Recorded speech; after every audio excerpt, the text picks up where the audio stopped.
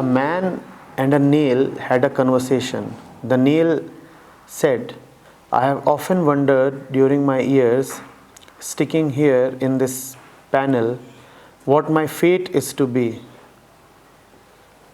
The man said, latent in your situation may be a tearing out with pliers, a burning of wood, the rotting of the plank, so many things. Said the nail, I should have known better than to ask such foolish questions. Nobody can foresee the future, let alone a variety of them, all so unlikely. So the nail waited until someone else came along, someone who would talk intelligently and not threaten him. While reading this story, I related myself with the nail who is stuck in a situation. So, what this story means? Self-deception. Our refusal to accept the futility of our ways.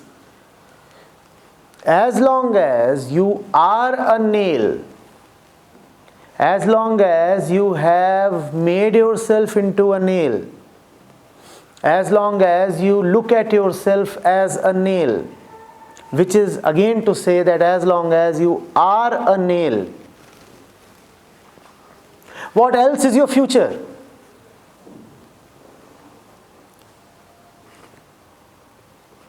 What else is your future? The future is pre-scripted. The future is predetermined. A nail can have no future other than what the man told her of. The wood would rot, and that's your future. Pliers would pull you out, and that's your future.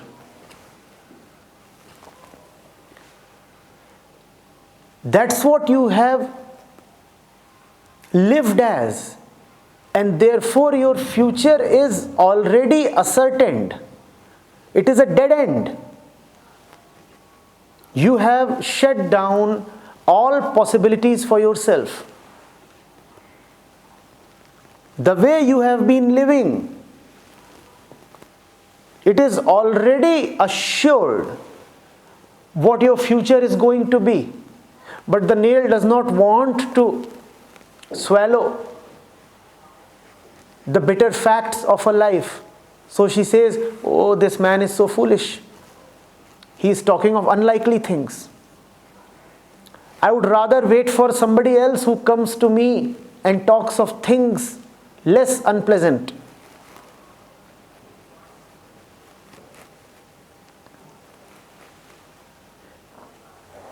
If you have put yourself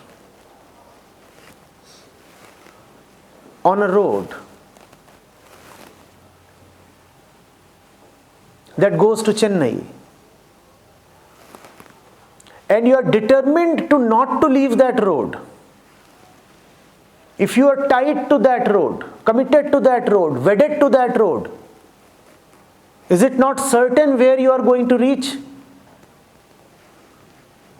But when somebody tells you that in a few days' time you would be at Chennai, you say, no.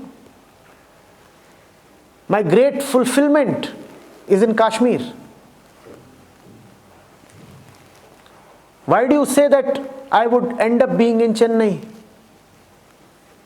Because you are firmly on the road to Chennai. Every passing moment you are coming nearer to death. You are not coming any nearer to Kashmir. But you do not want to hear that. Like the nail. That's the story of our lives. We know what we are doing. We know what we have made ourselves to be. Yet we want to deny the consequences. We keep waiting for a magic.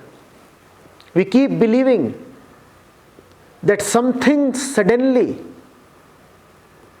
would alter the scene. Nothing is going to alter the scene. Even if a magic is to happen, would you allow it to happen?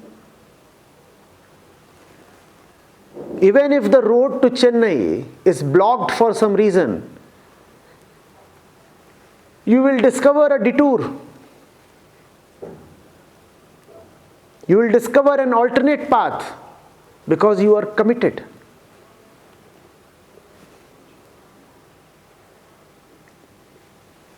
And very innocently, very childishly, you will keep asking passerbys, when will I reach Kashmir? When exactly would the paradise be there? And if one of them, like the man in the story, is brazen enough to tell you that, dear ma'am,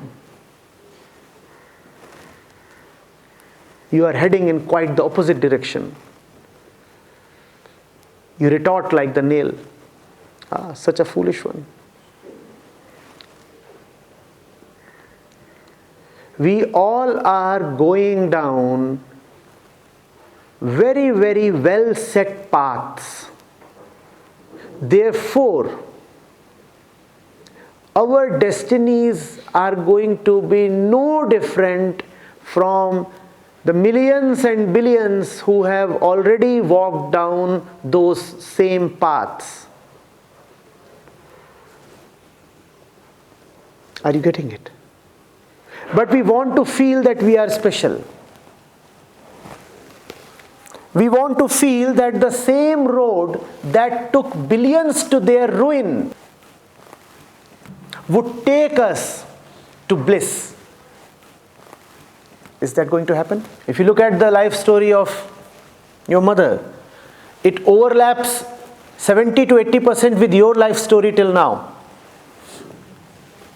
Obviously, you will meet the same fate as your mother. But you don't want to admit that. No, no, no. I'll have a glorious future. Exactly how? Exactly how? Walking down the same lane, how will you come to a new destination? Look at the life cycle of the normal human being. Be born, get educated, get a job, get married, get a house, get a few luxuries, get a car, deal with your kids, deal with your wife or husband, probably get divorced, remarry, have a couple of more kids, get old, die.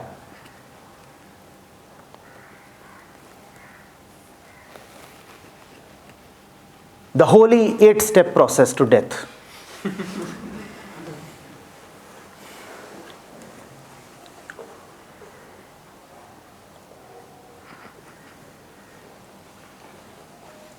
If 4 of these steps you have already taken, how will you avoid taking the next 4?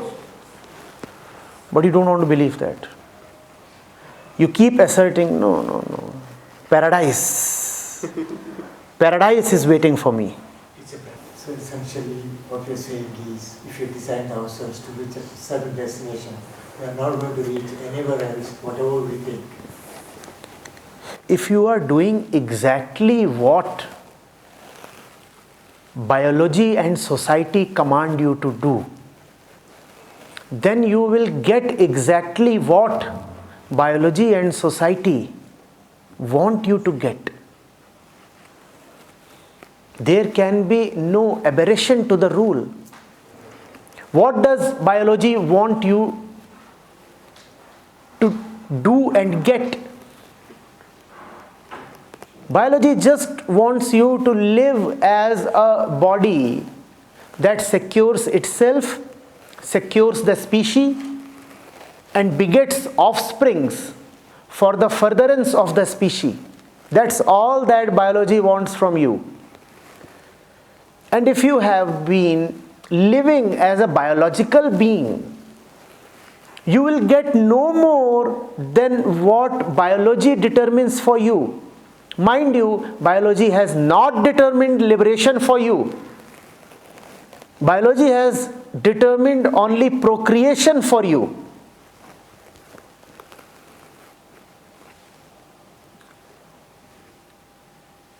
Liberation is not biology's objective. Procreation is. In fact, if you actively procreate, you know what? You remain physically healthier. It is proven now that if you keep having vigorous sex, the body keeps feeling better. Women who do not have kids are more prone to certain ailments. Biology punishes. Biology says you were supposed to have kids. Why didn't you have kids? So now you will have these diseases. Biology does not want you to be liberated. It just wants you to have a litter.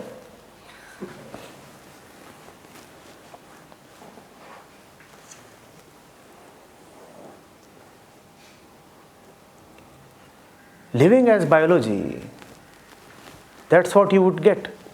Not light, but litter. And you will probably live 5 years more. That's true. We often say that the yogi or the dhyani keeps a good body. If you are getting bald,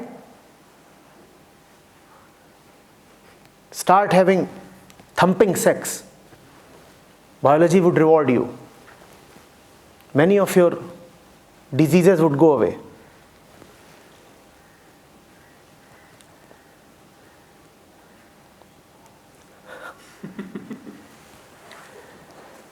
That's what biology wants you to do and get. Equally, what does society want you to do and get? Even the society does not have the individual's liberation as its objective. The society wants you to be a good social citizen. Contribute to the social order. Help in material welfare. Maintain discipline. Be honored. Get a few civilian awards. Be known as a respectable person throughout the country. Contest elections. Become the Prime Minister. Where is liberation in this? Where is liberation in this? So if you have lived so far as a biological social being, you will get the biological social returns. If you want something higher than those returns, then you better leave the track. Then you better become an off-roader. Leave the highway.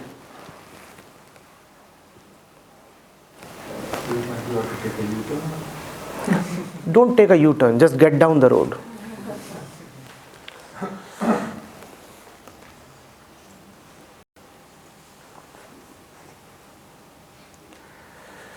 Even after taking a U-turn, you are still on the road. Alok ji is quite smart. Take a U-turn and stay put on the highway.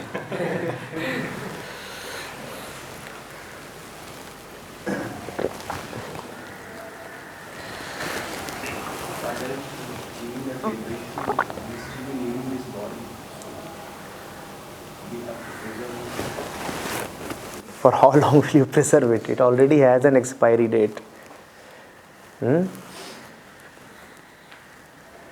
As if you can preserve it. As if you can preserve it. What will you do by preserving it? Cryogenic engines developed. Candles are not meant to be preserved.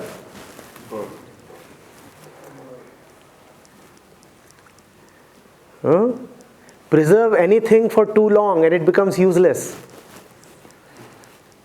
Does it not? And the body is already perishable. What do you want to do? Mummify it? Use it before it falls off.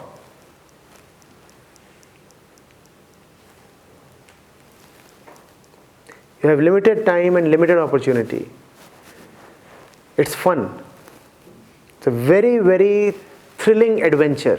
What would come first? Death or liberation? It's actually a race against time, the whole spiritual process.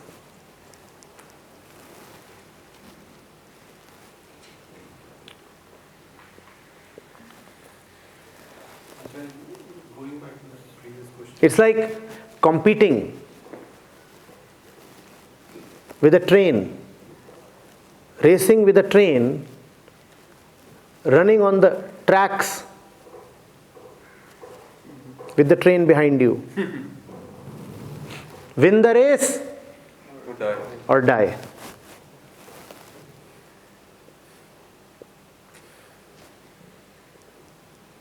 But several of us are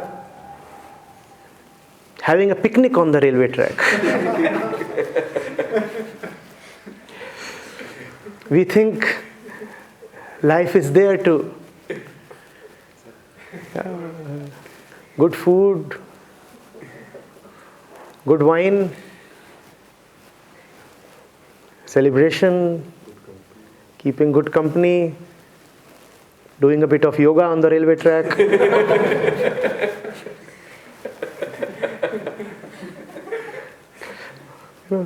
How do you visualize it? Yoga on the railway track. With the train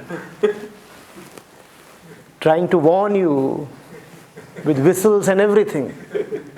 And it's thumping towards you. And you are busy. Run, run, baby, run. Leave the asan.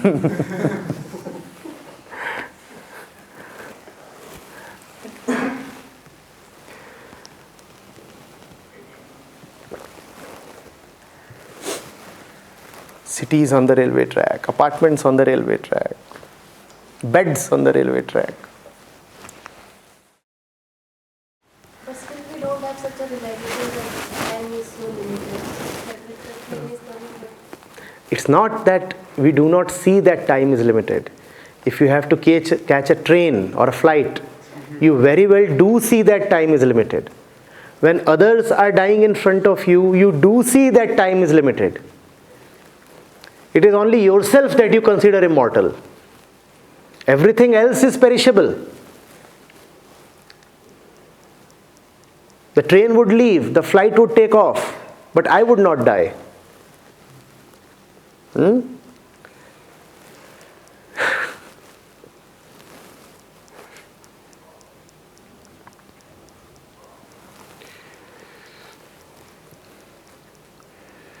You are young, but you have still probably lived out one of the 3 days you got. If your life, entire life was 3 days, 1 day is already gone, and that's when you are still very young. How much do you feel left with? An infinity? 1 day gone, 2 days more. And that's the utter maximum I am talking of. You never know.